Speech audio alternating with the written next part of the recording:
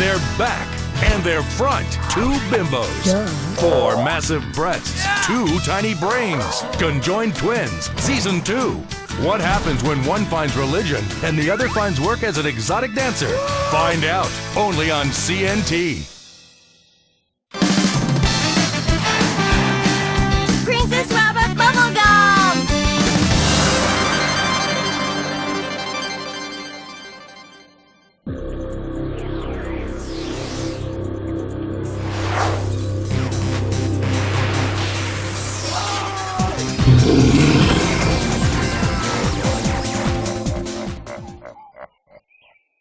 It's okay, it happens to a lot of guys. You never know what radiation exposure can do to your stamen. Oh, this is so embarrassing. Look, please don't blog about this, baby, because I never had this happen before. Oh no!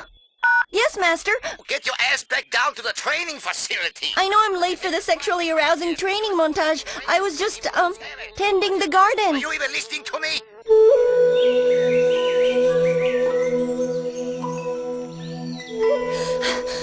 I'm sorry I'm late, Master. You're not just late, you're filthy. You have pollen all over your face. You fucking the prince again. Master, why have you never told me about my parents? Ha! You were abandoned here by your ninja parents after they died. They killed themselves for reasons we will discuss in a future episode, trust me. But for now, I just want you to think of yourself as the chosen one.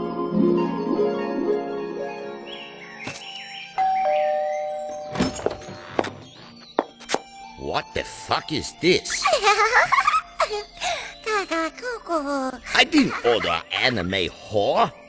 I had lived by myself for many hundreds of years. Yet I was prevented from being near children after a bit of a misunderstanding. You'll find a blue square over my house on the internet now. That is a thing that I can't discuss. It was just an innocent swimming lesson. Anyway, I raised you in the traditional way, instilled you with the proper sense of a woman's place. Cha-ching!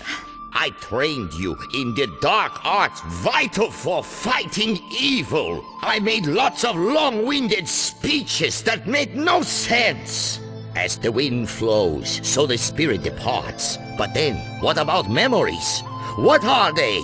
They are all we have left with. And then they're still just reeds in the wind. Like the stars of the province in Hu. They sound simply ephemeral, yet they are as dust in the hands of a man without legs. Such are the ancestral spirits that summon us all. What? What the fuck are you talking about, Master? Concentrate! Focus on my cod philosophical jibber-jabber.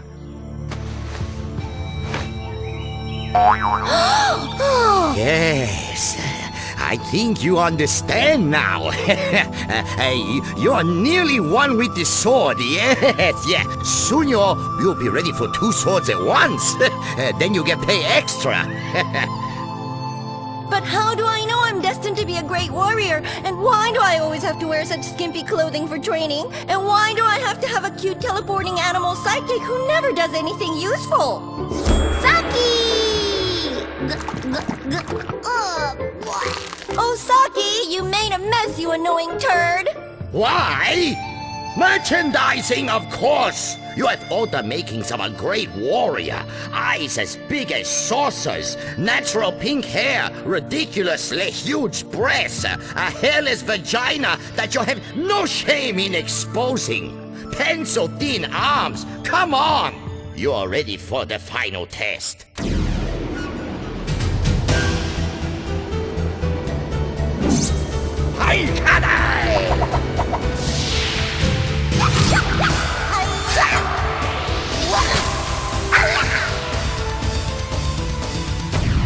Now you're ready for final awkward transformation montage.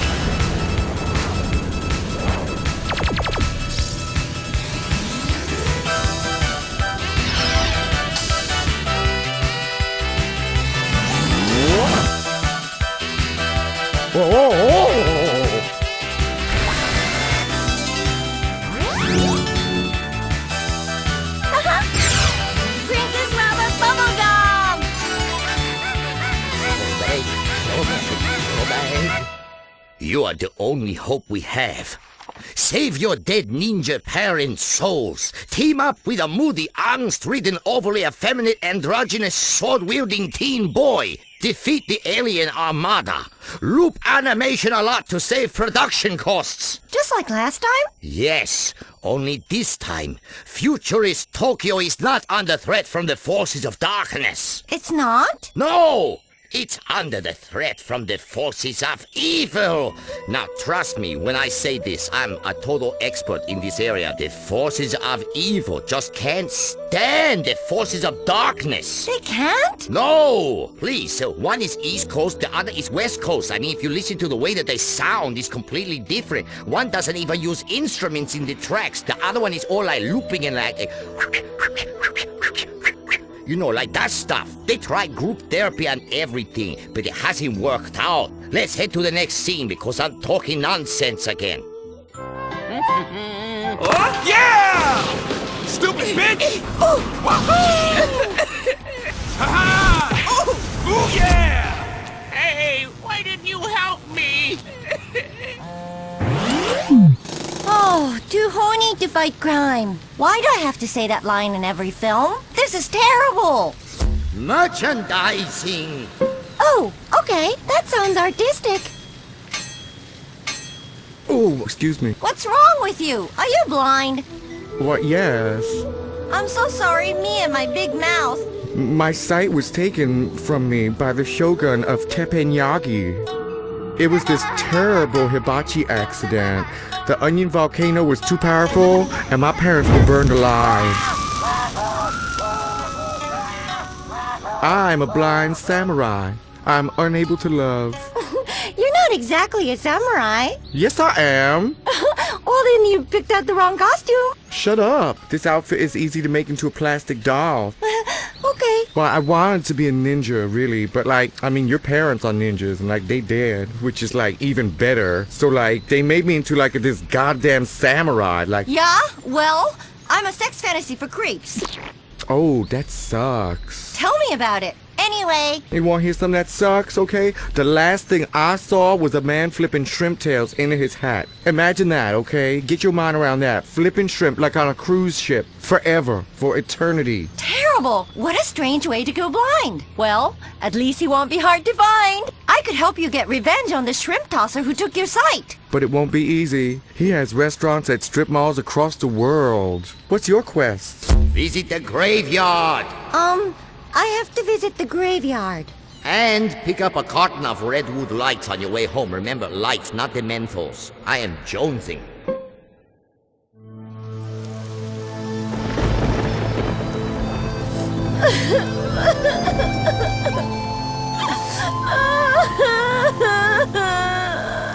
It's so sad. This isn't the right graveyard, but it's the only one I could find. Pee-pee time!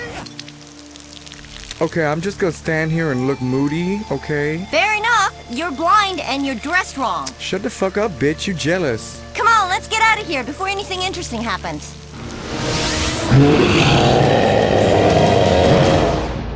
Asian culture's so much better than America. I totally love this place. I think I was Japanese in a past life. Plus, I have a tiny weenie. What? Ah! Oh no! Use panty machine come alive! It's a terrible cliche! This is it, the final fight sequence. Oh, another fucking montage!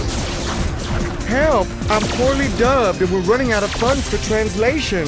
This story makes no sense. Hiya! Take that!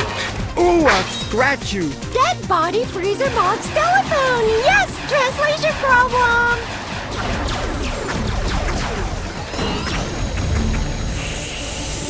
Uh-oh! Monster rapey time! Remember your training. Merchandising! No! Submitting to bizarre male fantasies of women in a completely non-misogynistic and sexually healthy way. No, I never got that part in training. Hey, get out of there! Well, look, just lie back and think about merchandising. Holy ninja, you can fit all of that up there? Help! You're on your own now. I'm sorry. Blind boy whose name I can't remember! Help! I can't. My translator is a maroon. I'm sorry, girl. Hiya! This is horseshit! I'm being raped by a robot and helped by a blind chump with a dodgy translator while my master is a sick old pervert and I'm completely out of montages. This calls for a cliffhanger. Saki! Ooh, speedball makes Saki sick. Help me, someone! Hey, what about my dead parents' souls? Oh shit, the script writers forget about them again. Oh boy. Join us next week for another episode of Princess Robot Bubblegum. And don't forget to pick up the feature-length film that went straight to DVD. The saga continues in Princess Robot Bubblegum and the Kitty Lover Shiny Bikini Ninja Super Party Time Dimensional Dragon Hole. And pick up the video game available for handhelds. Princess Robot Bubblegum LXVII. Repressed Destiny Sparkle, the action RPG. Oh shit. Too many numbers! And of course, trading cards, uncensored manga, and collectible figurines for lonely people to stick on their desks in lieu of friends. Plus, an assortment of other quality branded merchandise. Too horny to fight crime. Visit PrincessRobotBubblegum.com.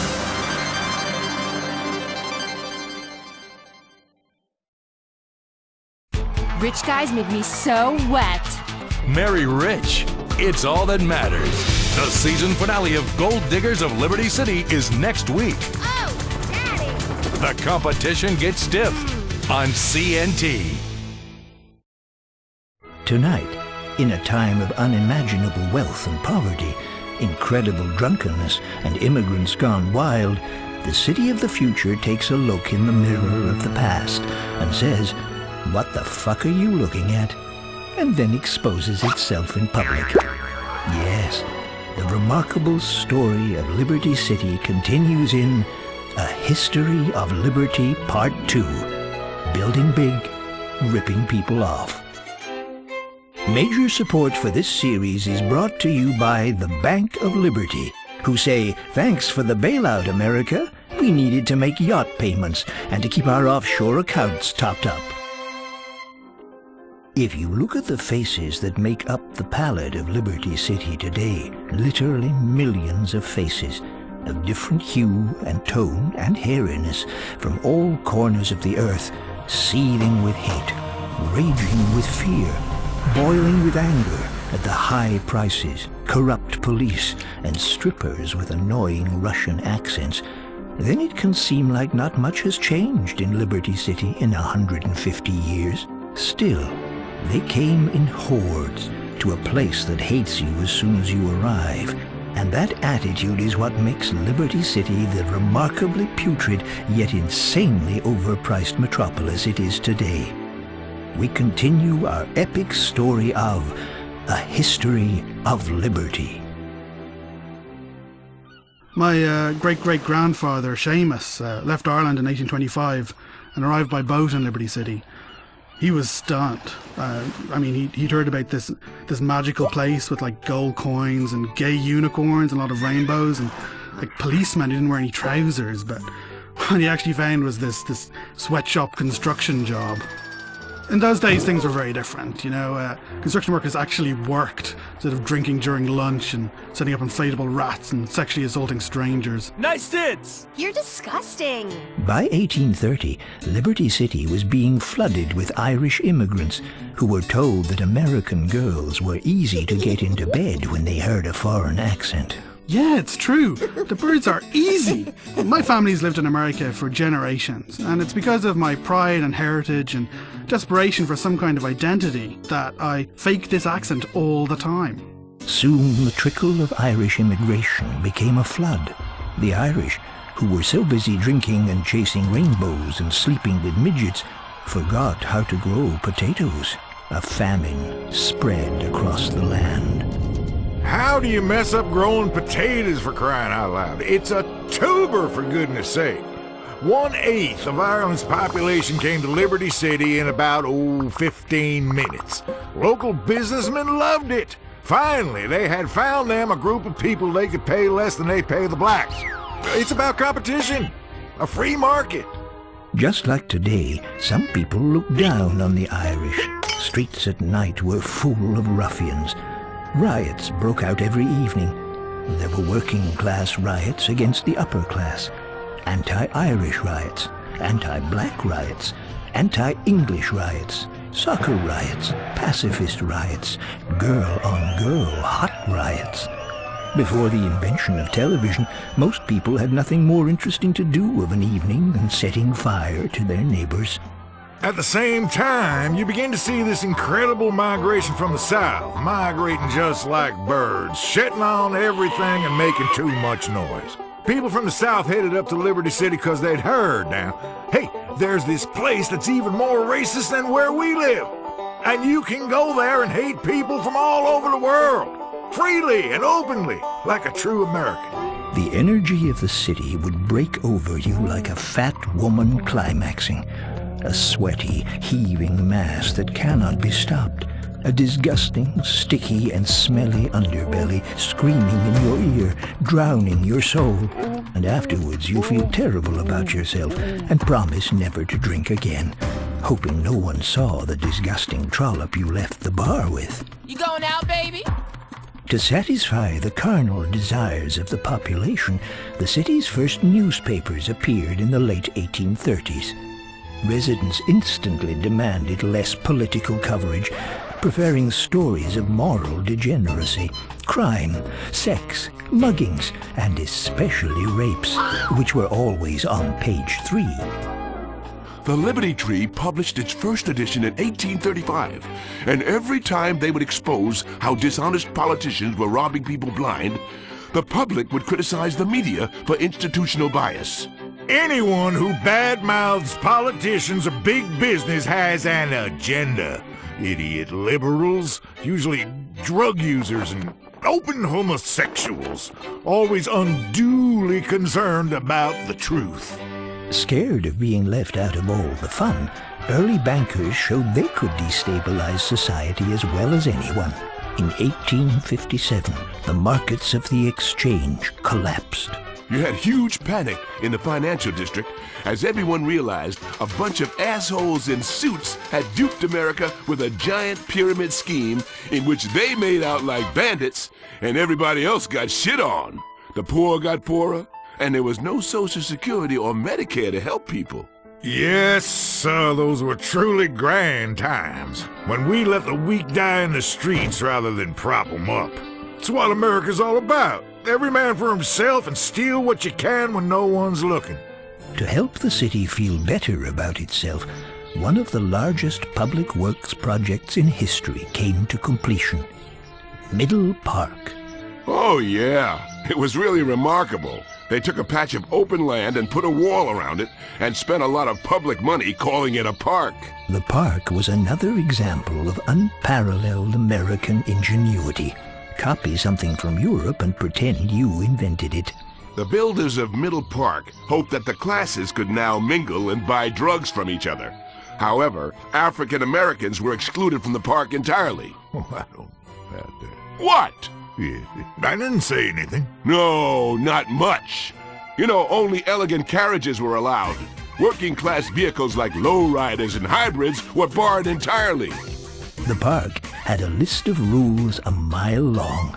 No picnics, blowjobs, walking on the grass, camp exercise, no baseball by schoolboys, and creepy old men were given an entire section where they could roll their balls around. But broker residents had a problem.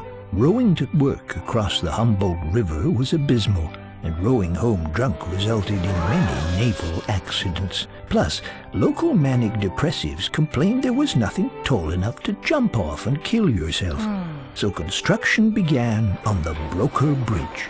It was a boom for organized crime, who ensured that non-union workers were taken care of, and gave entrepreneurial residents of Liberty City a new place to dump bodies.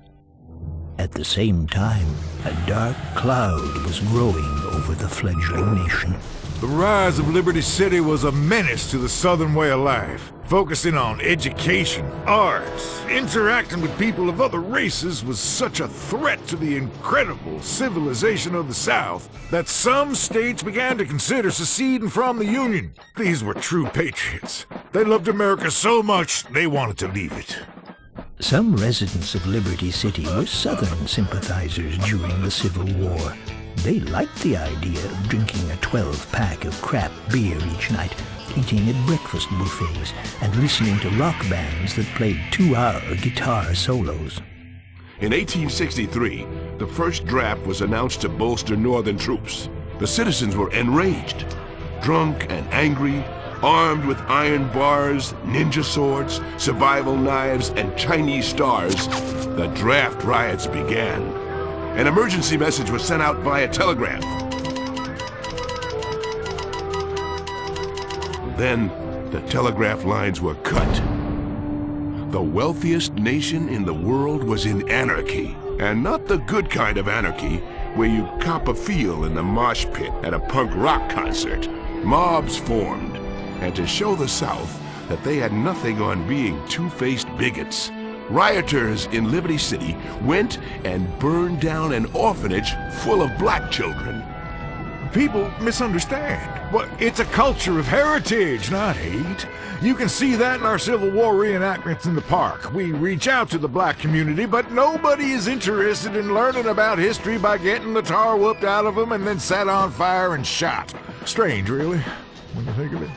Yeah, it's strange, all right, huh? Nobody wants to spend a Saturday in the park getting lynched by dorks wearing tunics.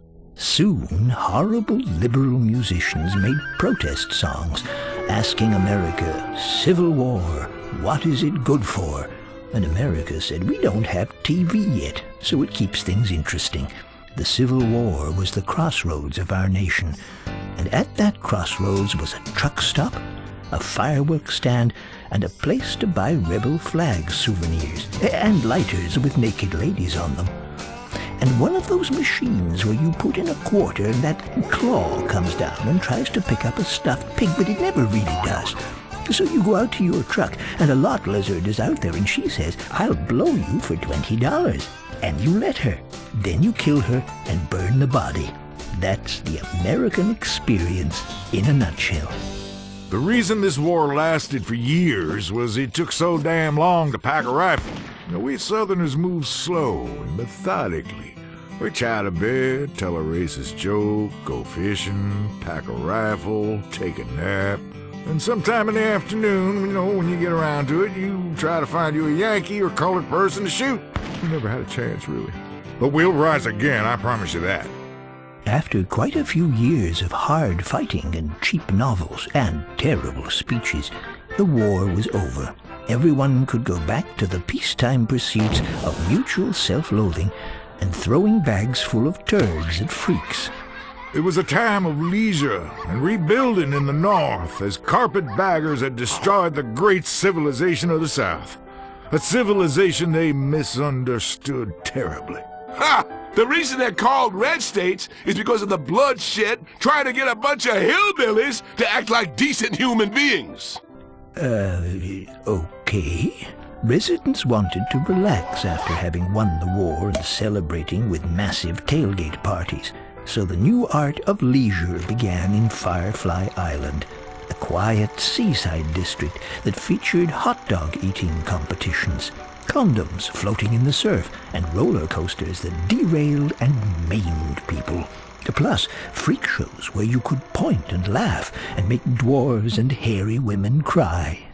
Oh, that one's my favorite. With the war over, residents of Liberty City returned to amusing themselves by binge drinking, swimming with their clothes on, and watching magic shows where people would search for a tiny man hidden in a woman's nether regions. Liberty City has always been full of massive cunts after all. For once, I agree. And the city began work on a new project for its leisure class, a place of orgies and depravity, drug addiction and perversity, anxiety and sweat. The Liberty City subway. Nothing unified residents of a city more than being squashed into one another on a subway train as they rushed from one important appointment at the hat maker's to another at the witch burning. It's disgusting. People mixing together like some great cosmopolitan clusterfuck. Preserve differences. My leg is going numb just thinking about it. Liberty City went crazy for underground trains. The first station opened in 1874 and was inaugurated by throwing buckets of urine on the platforms. People loved it, although there was nowhere to go, as the first train did not get built for another 5 years, so they had to wait in the station for a very long time. So with this and the broker bridge, people were free to live in the suburbs and realize the joys of commuting. Apathy, alienation, shitty radio morning shows, and car key parties. And they were allowed to live amongst their own kind in the suburbs and feel safe. Even then, bridge and tunnel was a dirty word, just like flange.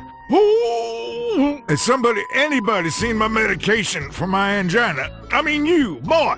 What's your name? Excuse me? Oh, be quiet. I didn't mean nothing by it. Come on, get over yourself. Hey, I can laugh at myself. What's wrong with you people? Seriously, I have angina. I could die of a heart attack any second. Where's my medication?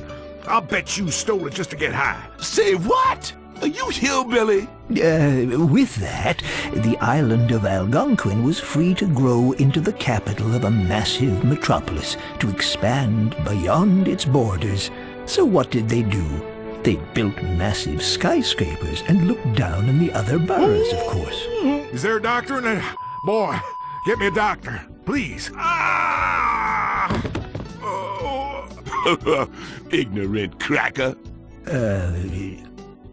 Just like today, it was a city of birth and death, of decay and renewal, of double-headers and double-enders. Finally, Liberty City was beginning to take its modern form. Overcrowded, smelly, but impressive and grandiose, full of rich, unhappy people and poor, greedy people, all living cheek by jowl, like swine in a pen. But the city wasn't out of the woods yet. Soon, something would be invented that would change cities forever. Which we'll leave for next time on A History of Liberty.